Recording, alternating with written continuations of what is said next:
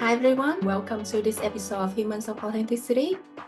Joining me today is Tim Hopkins from McKinley Advisors. I met Tim in his capacity as a volunteer leader from countless committees that he's been in. He's the current chair of the ASA Diversity and Inclusion Committee. Thank you, Tim, for making the time to join me and sharing your story. Can you introduce yourself to our listener first? Thank you for having me, V. Really appreciate it. I'm loving hearing all these stories of these people I know a little bit of, but getting a little more depth into kind of who they are as human beings, which is one of my favorite things in the world. So my name's Tim Hopkins, and I am a practice director at McKinley Advisors. It's a consulting and research firm. We do strategic plans, strategy implementation, do some DEI work, and a whole range of things across the association industry. I've been with McKinley for almost 4 years now. I started at McKinley March of 2020, March 2nd. So I got 8 days in the office before things got shut down and people were leaving the office with monitors under their arms and headed to the metro and whatnot. But it's been a great experience. Prior to McKinley, I've overall been in an association for 20 years now. I started out of college at the front desk, admin assistant at the American Association for Home Care, AA Home Care. It's a trade association representing medical manufacturers and suppliers. And so I was there for almost 8 years, starting out as admin assistant / web person. I came out of school with information science degree. I wanted to do web and digital stuff. I wasn't sure what. And they were like, if you sit at our front desk, you can run our website. And that was very appealing to me at the time. And they were good human beings, small organization, about 15 people. And I learned so much in that process. I was there for about 8 years. I got my hands on all things across the board, things I appreciate way more now than I did back then. I was curious enough to get in, wear all the hats when given board meetings and strategy and research and public campaigns, all that fun stuff. And then, so when I left there, I went on to the International Association of Fire Chiefs, a professional society. And I was there for almost 8 years as well. I kept growing in my digital roles, and I was head of digital strategy and eventually CIO, the chief information officer there, and head of strategic programs, which included diversity, equity, and inclusion. And we launched very largely based on cloning what ASA did and talking to Mary Lou Murata, who I adore very much, the Diversity Executive Leadership Program. Launched it in the fire service, and it just got through its third cohort there, which is just for the fire service a really big deal. So that, and then I've been on the Technology Council for ASA. And now, as you mentioned, I am the chair of the Diversity and Inclusion Committee, and really just appreciating just the conversation I've had, the people I've met, and the work we're doing. It's not always easy. There's a lot of headwinds in the process, but I love it. I really do. And there's a lot of passionate people that you sort of draft on and collaborate with that helps, keep us all motivated and moving forward. That's awesome. I have some follow-up questions, but let's take a step back.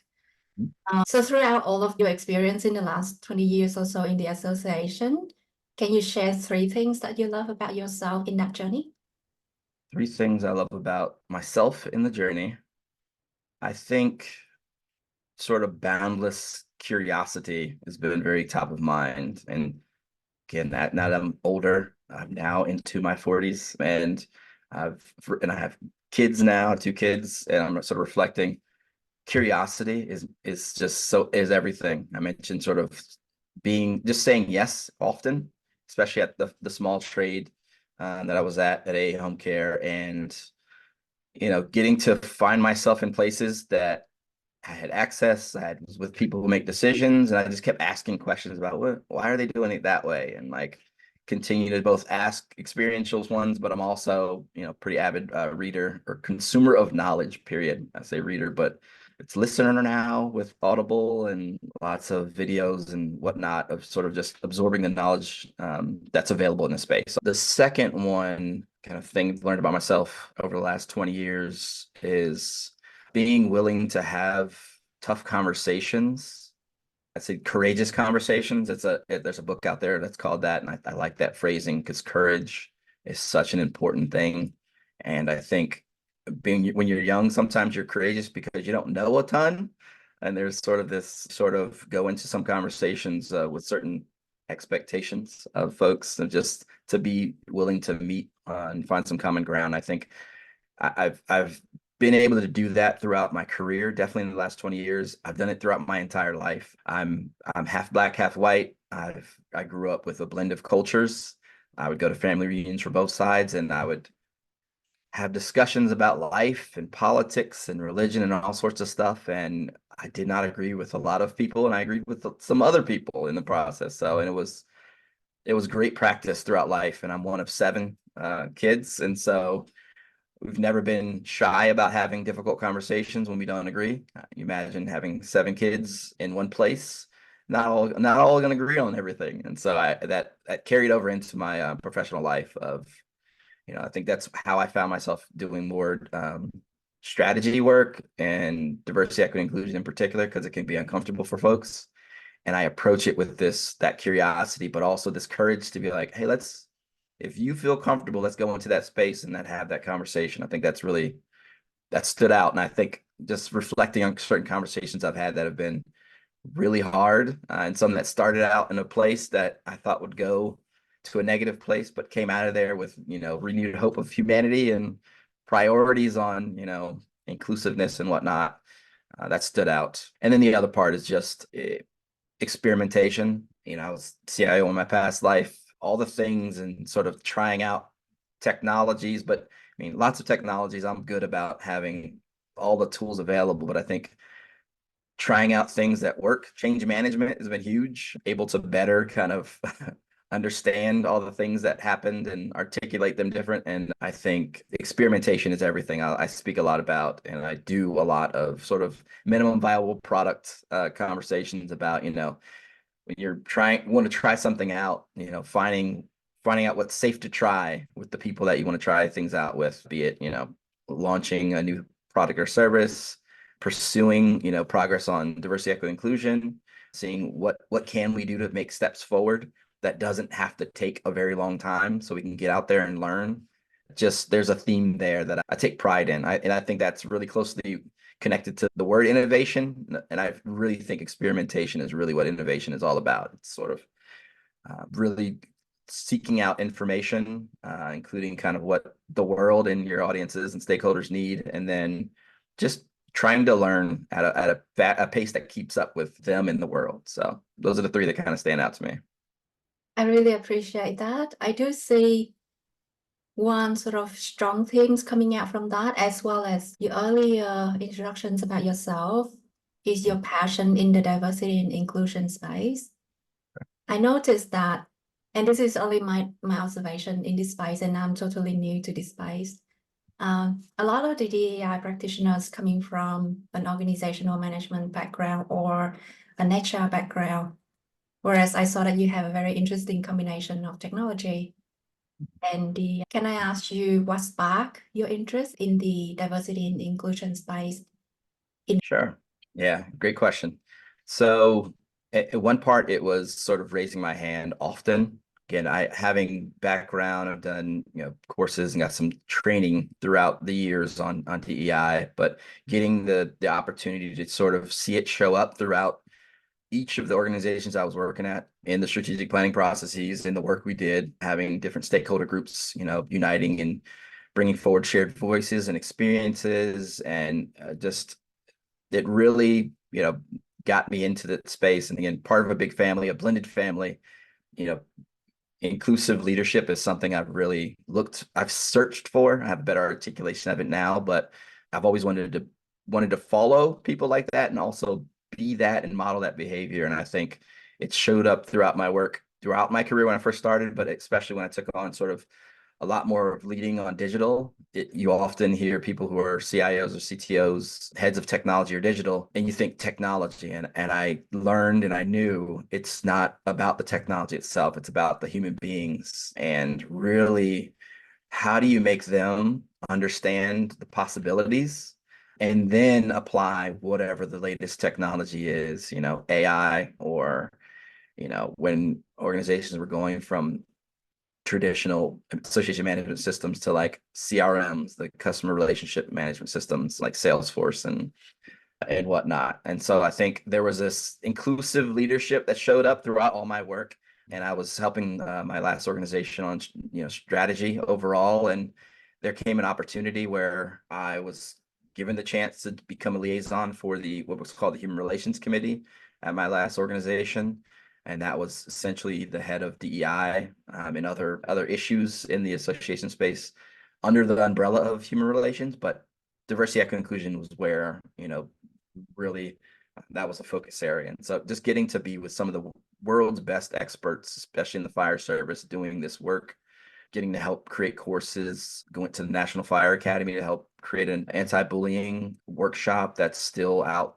and about at the academy and in the broad fire service, and helping create the diversity executive leadership program, largely based after my experience applying for the program myself one year, pitching it to my CEO at the time, and didn't get in because I've now learned, having been a reviewer now, it's a very competitive process, and it's a good thing that it's that way because there's such incredible human beings that come out of that process like yourself.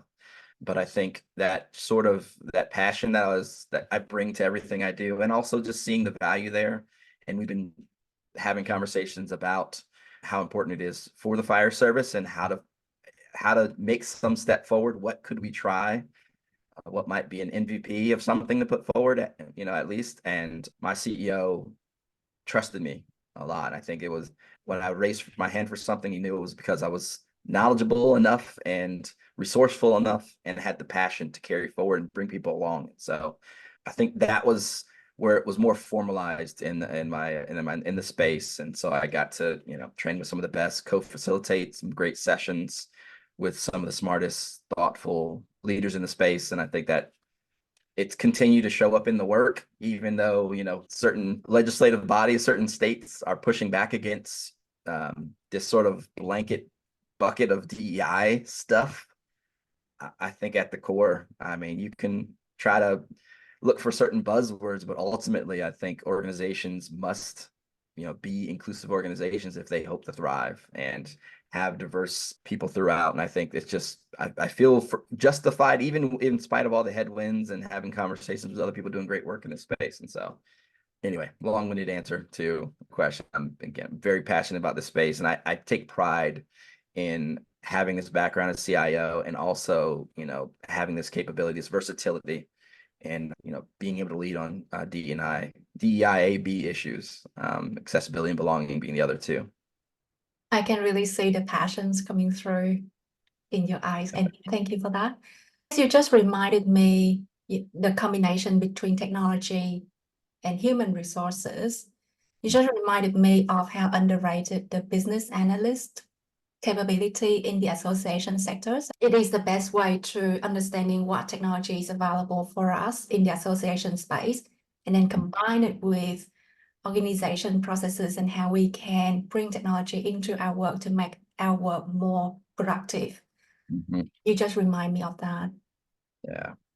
If I may, there's one little anecdote that pops up to me that connects those two things, that need for the business analysts and kind of the human side here of technology and change. I remember when we were shifting from an old legacy AMS technology system for member database to a more modern one that had, functional capabilities. It was a Salesforce-based system, and we didn't have an in-house business analyst, but as I learned, as we had outsourced, the implementation of this thing, I ended up taking on a bit of that role in-house. And the way it showed up for me was there was one very vivid memory I have of me, my senior developer, and a member of the finance team going into a conference room with a whiteboard on the wall. I had, when a new place was put together, I put whiteboards everywhere because I love to visualize knowledge. It's such it unifies so many of us, and it's a preference of mine. I know not everybody's that way, but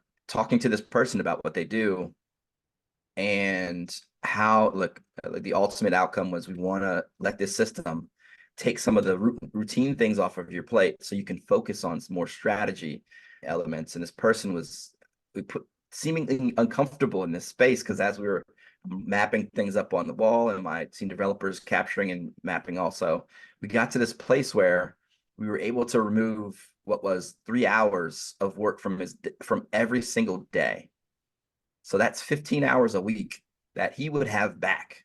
And to us, thinking of it from the, the change management, the technology side, it was how great. Yeah. Isn't that wonderful? The system's so efficient. And then for the individual, for the human being in that room, thinking about that, there was a fear of, oh my goodness, does that mean my job is gonna, be going away? And I think about that a lot. I bring it forward because of the conversations we're having around artificial intelligence, AI now, and it's very real. Very And navigating that conversation is so important. And so, like, I think about that a lot. We got to a really good place, and this person was, able to work on broader, more strategic things and not be in the weeds all the time. And I think that's where that human element, though, like, we had to approach that with caution of like, this is a real person. This is like, they care about what they do, and trying to talk about that transition is sensitive. So anyway, that sparked it from your business analyst note there. Yeah, I appreciate that. I had some of the similar conversations as well, like how technology or artificial intelligence can replace us. And to be honest, I am very optimistic about the ability for us to interact with these technology platforms because it helps us to be more productive. It means that we can do more exciting things and then let, the admin, the boring stuff happening by itself. So it's actually make me feel excited to embrace technology a lot more. And I think I'd love for everyone to consider that sort of attitude towards technology. Right there with you. Yeah, I do want to move to the second part of our conversation, but one last question on this bit. I know that you're working with a lot of the practitioners and a lot of organizations implementing diversity and inclusion strategy. Mhm. What do you find is the one common thread or the one common factors that lead to the success implementations of these organizations in the diversity and inclusion space? One common success factor in implementing DEI AB work, I think the ones that succeed have humility. It's so hard to be humble in these spaces where we have high performers, experts in their spaces. I'm thinking of board members, especially staff members, just a lot of people that want to do well, but aren't used to not being the expert on certain things. And I, I think, as you've seen in the news recently, while there was an uptick in experts of DEIB that were hired after in 2020 after there were George Floyd murder, it's gone backwards. There's been, some reductions in investments there. People are being either laid off in these, I'm thinking about the tech space especially, but the prioritization of DEI has kind of gone in the other direction. And so I think it's been really tough for organizations to have that in-house expertise. And so when I've worked with some of these groups about, building out a roadmap or even having a discussion about how the staff can support some of the work the members are doing, humility is just everything. I think any organization can build out a general plan about a thing that's important and map when it's going to happen and, build out a plan itself. But in DEIB, you need to have some serious humility in that you're going to put something out, a statement on what you intend to do, something about pointing a program you launch, communicating progress to date, and you're going to have people push back, either that it's not as important to them or that you haven't gone far or fast enough at the rate in which they would like you to, expectations. And I think you have to be okay with that. And I think the way I think organizations do succeed is being okay with that, getting to a shared understanding of that among the leadership group that would, respond to that, have to make a decision if they want to, how they want to approach it, but just generally stating your intent of like, this is how we intend to show up for our stakeholders, our staff, our, industry, and sticking by that intent, those values that, organizations hold true. It's hard to do. And so, I mean, humility is everything, and trying to, be successful there. Thank you. And one thing that I can observe underlying what you just shared is how they prioritize the human above the bottom line performance. and I really appreciate that you pick humanity. I do want to distract the conversation and share with you. I'm reading this book from Lily Zhang. Have you come across this one? No, I haven't read the book, but I've seen some content from Lily. They've done some sessions on LinkedIn Live that are Yes. just brilliant. So I follow a lot of those content, but basically what you just shared remind me of this particular paragraph. But basically, there was a sentence from President John F. Kennedy from the Civil Rights Address that talking about diversity and inclusion for the entire citizens of the US. Mhm. So the root of diversity and inclusion is not new. It's already being in literature from very famous figures back in the 60s. But then somehow, as the world move around, now diversity and inclusion become sometimes just a statement, just a buzzword in corporations' mission statements. And they questioning, what are we not seeing? What are we missing Mhm. from the civil rights address? Yeah, I think about some of the conversations I had with other DEI practitioners and members of underrepresented groups like myself in the space, and seeing an uptick in investments in DEI at the time, and having this feeling of this is often cyclical.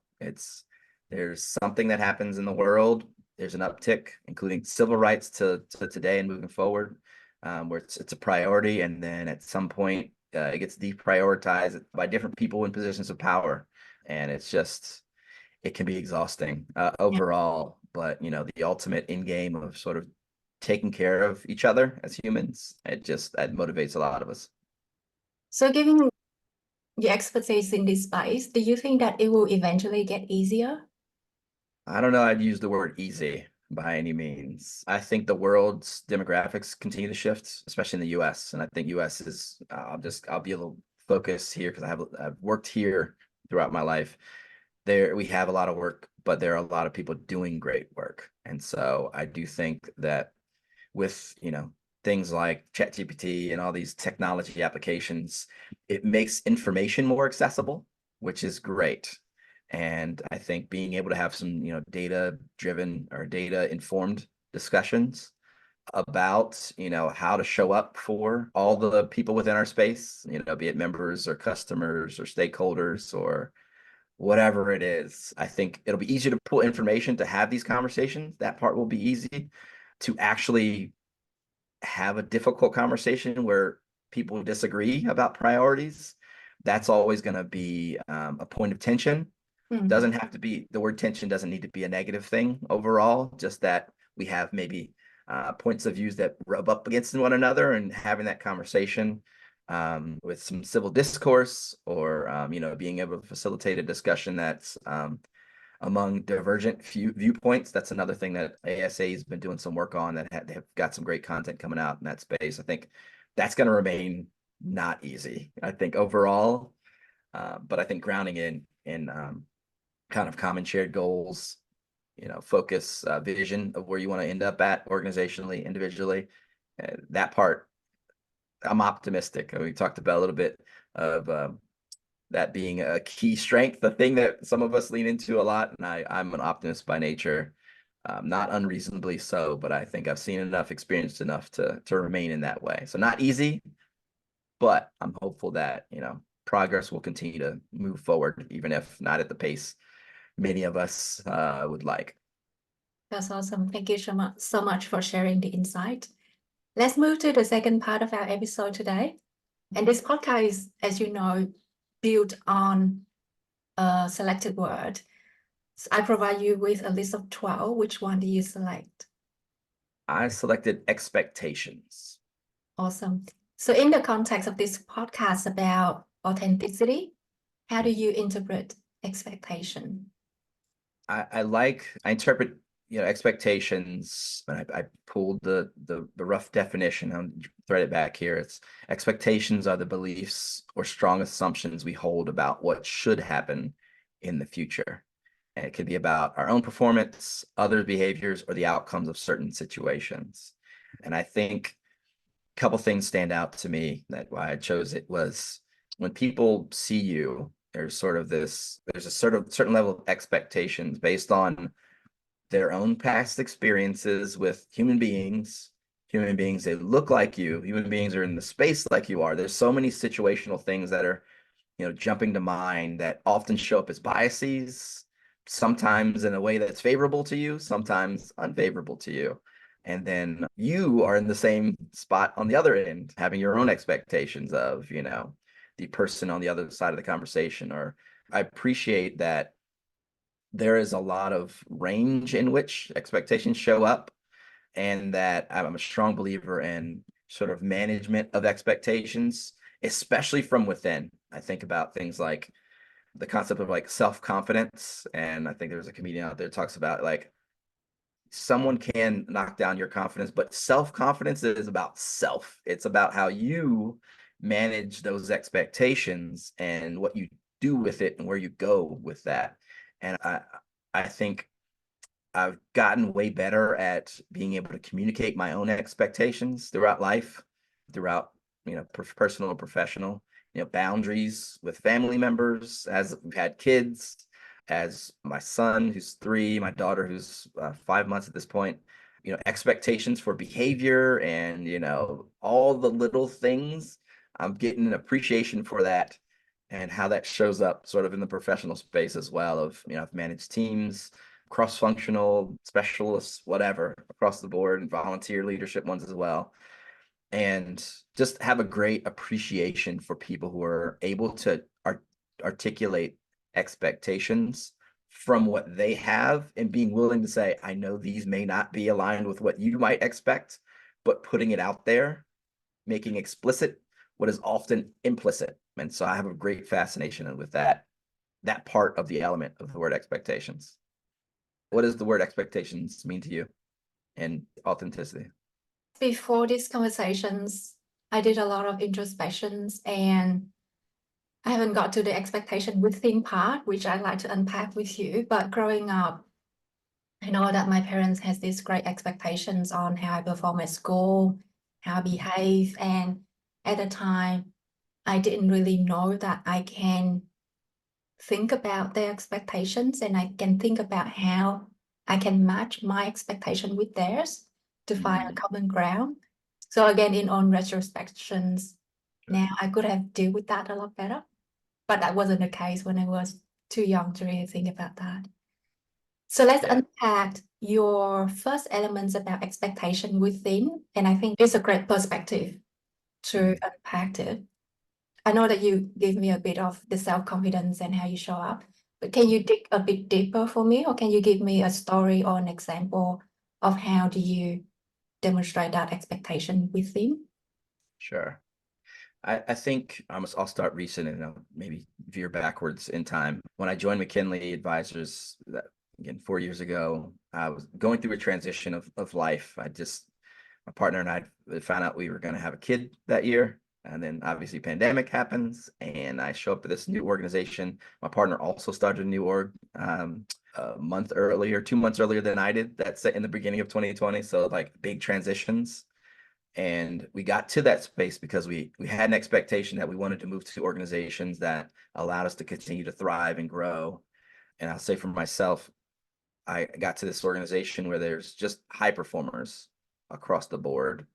And when I think about the how I show up authentically as who I am, and I think I generally do that, you'll see most of what you hear now when we talk in person, and how, to feel out the culture at a new organization, and especially with the expectations of just high quality output, showing up as a human being, and like it just, all of it resonated. And I think that's something where I had to wrestle with watching other people do great things, facilitate great discussions virtually, eventually in person and hybrid, and seeing how they do it, and then thinking about how I expect to show up in these spaces, since we all have different backgrounds and experiences, and we have different stories to tell, and how that helps facilitate discussions or do work or whatever is different. And I think I've had some great conversations, including one this week with our CEO, Jay Younger, where it was I was asking about, like, I continue to look for feedback all the time because I have high expectations. I want to make sure I'm one of those people who wants people to generally like me. It's a thing. And I know not everybody will, but I want to grow constantly. This is why this is that curiosity and, reading the books and like really trying to apply those things often. And Jay mentioned to me about, it's simple. I was like, how can I continue to grow? And he just gave some general tips here and there. But he's like, the best thing you can do is continue to show up with your own self as authentic as possible. It's like you have all the knowledge in the space and whatever, and you have all these people around to support and that we can model after. But showing up authentically in these spaces is maybe the best thing you can do. And it's been a theme that showed up, as of, facilitated talks and in the fire service when I was, having difficult conversations about how to make progress and getting just explicit pushback on, it'll never work. Like the cultures in the fire service is too difficult. We can't, not possible to change. And like, I just outright reject that change can't happen. I think it just doesn't happen at the pace at which maybe some of us want. And you have to maybe go a different angle or try different things to find deeper connections and build that empathy that's necessary. So anyway, those are a couple things that come to mind. I love that again, you ended up with empathy, which is for me like a catalyst or connection point between humans, and go back to that humanity that you mentioned earlier. So thank you for sharing that. I recall that earlier in the conversations, you mentioned that you joined McKinsey just 1 week before COVID shut down. I did. Can we just go back to that point in time? Yes.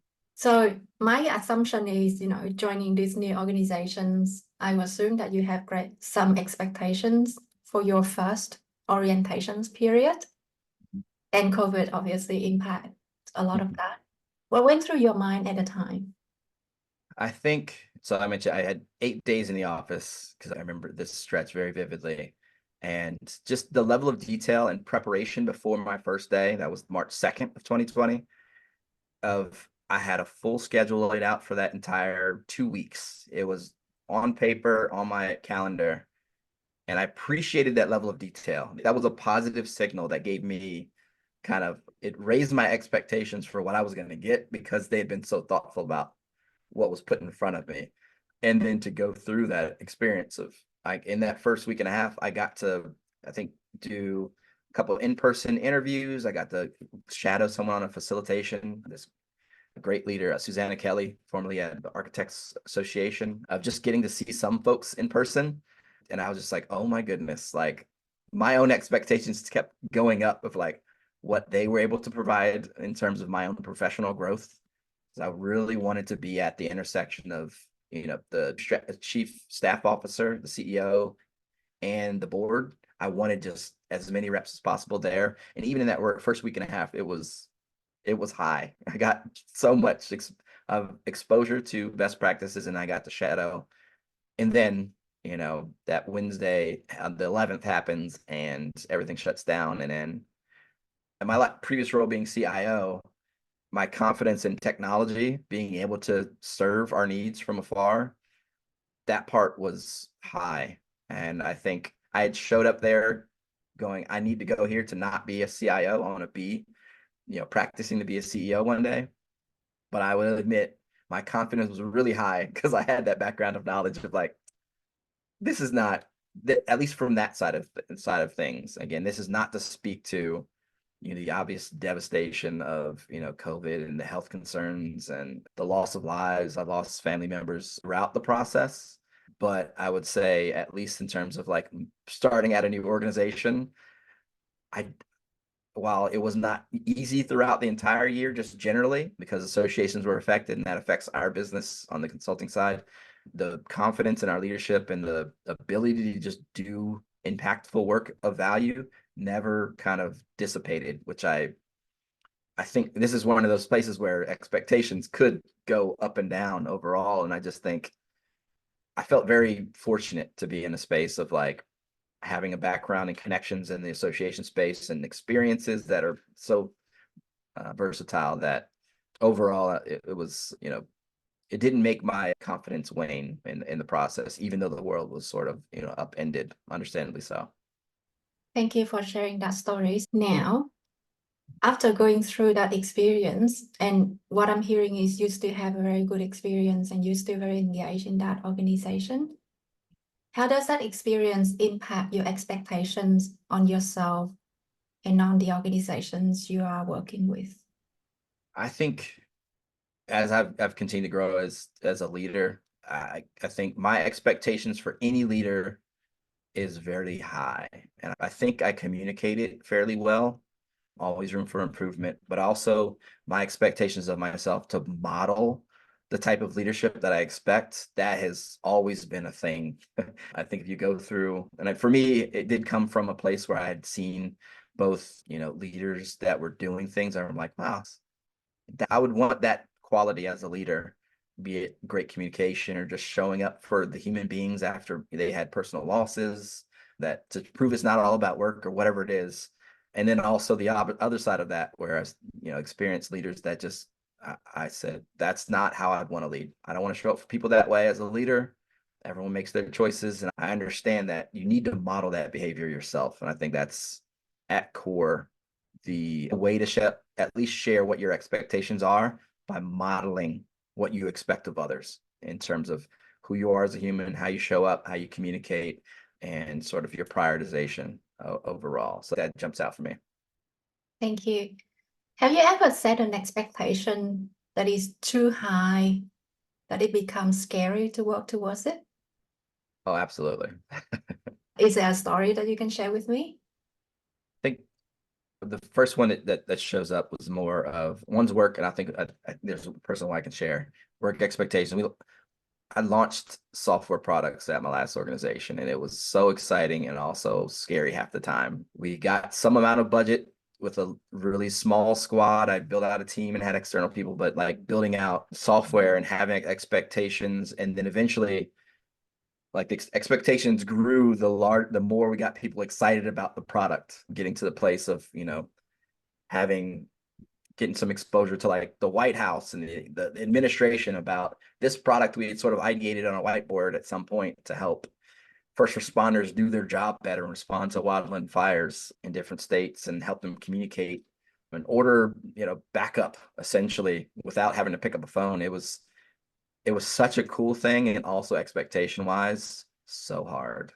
Just, you have full teams who do only that. And we did that on top of our job of like supporting and leading technology for an association that had, professional development and events and all the other things. And I think in many ways, the expectations were met in terms of meeting the desire of the space.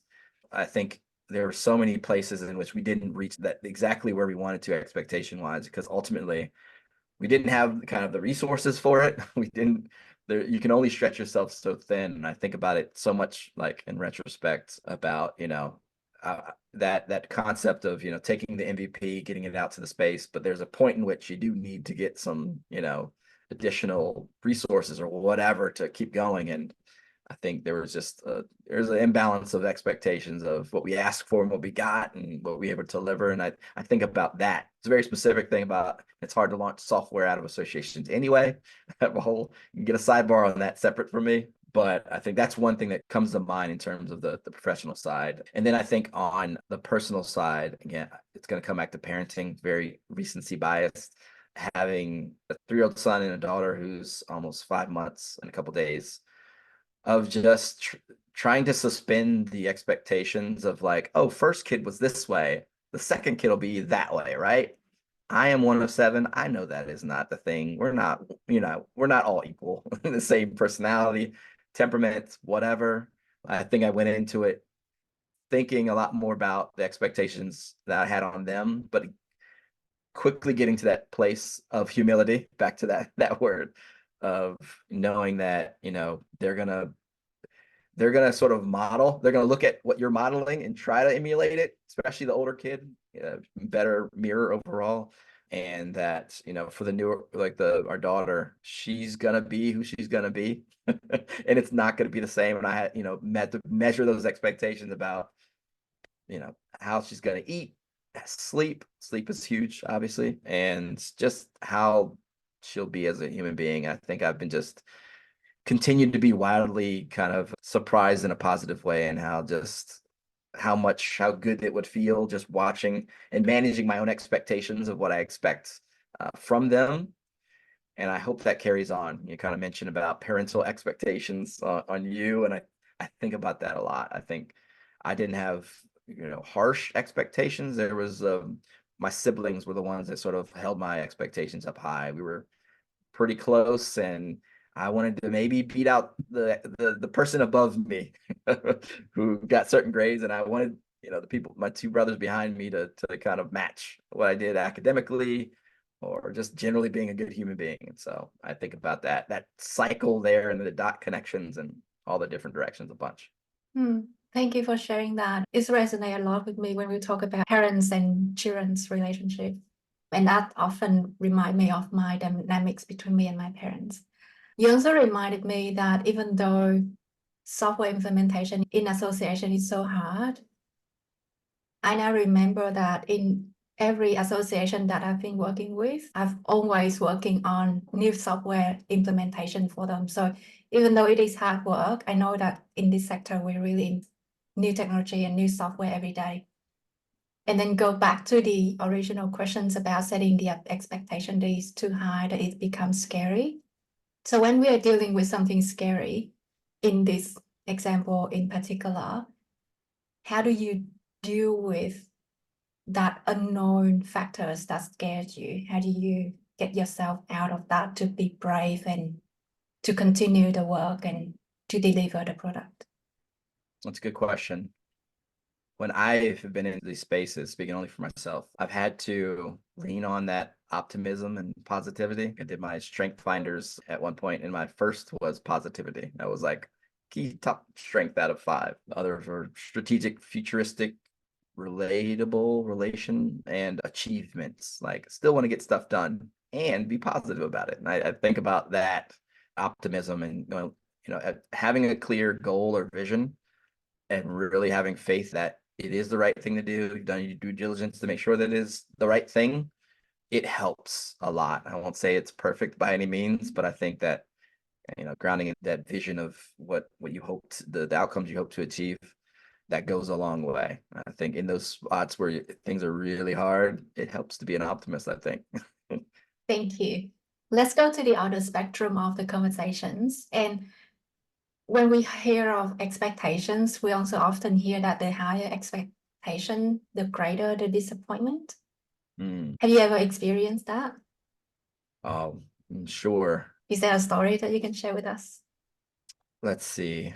I have to think on it a bit. Yeah, I think it happens, and I think I do get to this space of, it's often, especially thinking about technology or a DEI program, or I think often there's an expectation that bringing an expert to the table to facilitate the conversation on DEI, for instance, or an expert of technology saying, oh, that's the right technology, that those things by themselves will solve for the issue at hand.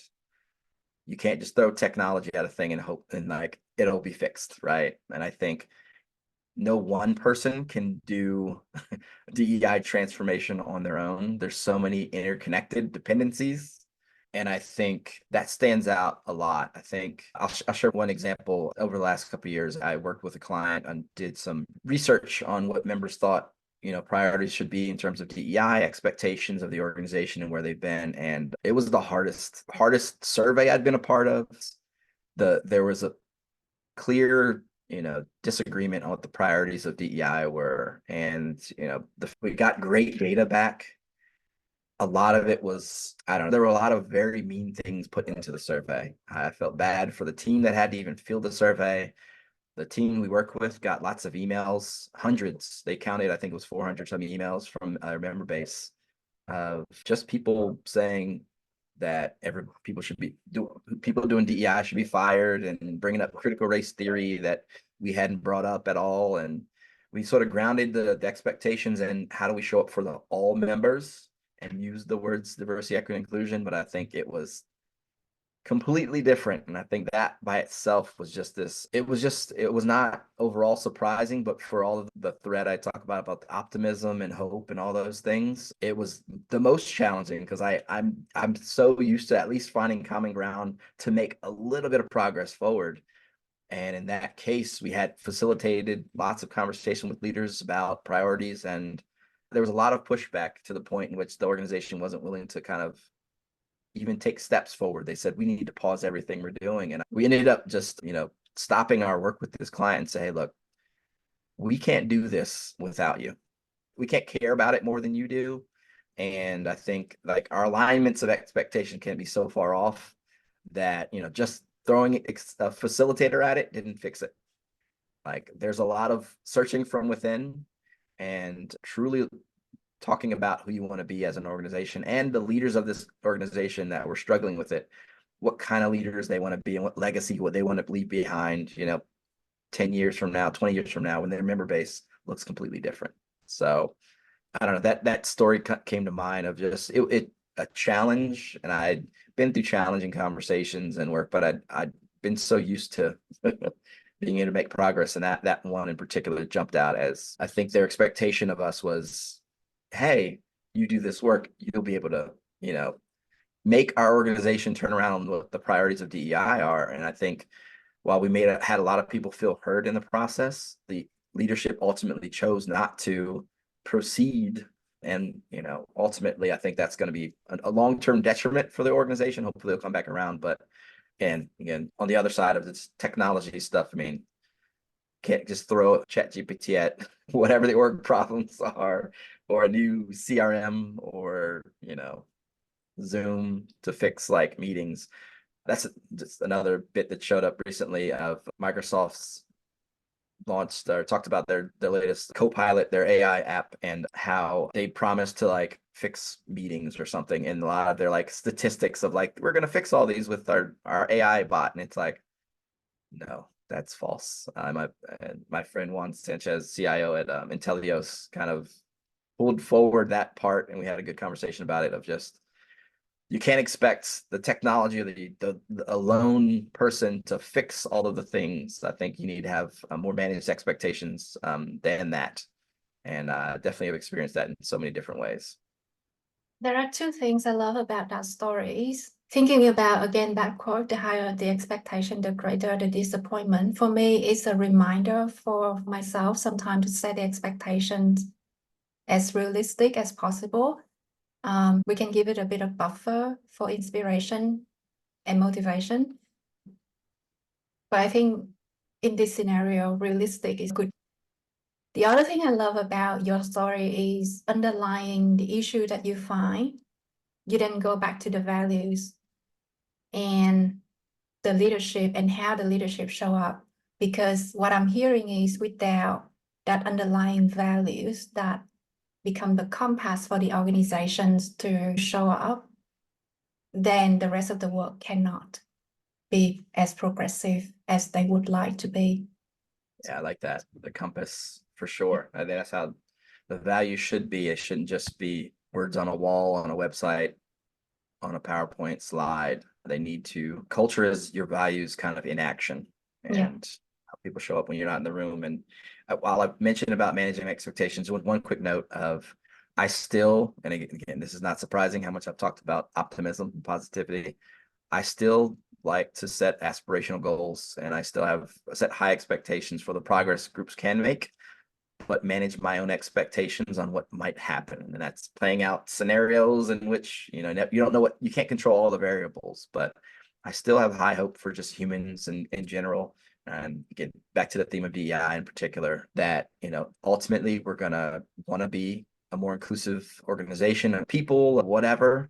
And I think, what we call it, how we approach it, all of those things may vary, but I still set high expectations that, organizations will ultimately make some progress and truly be inclusive organizations for all of their stakeholders in different ways.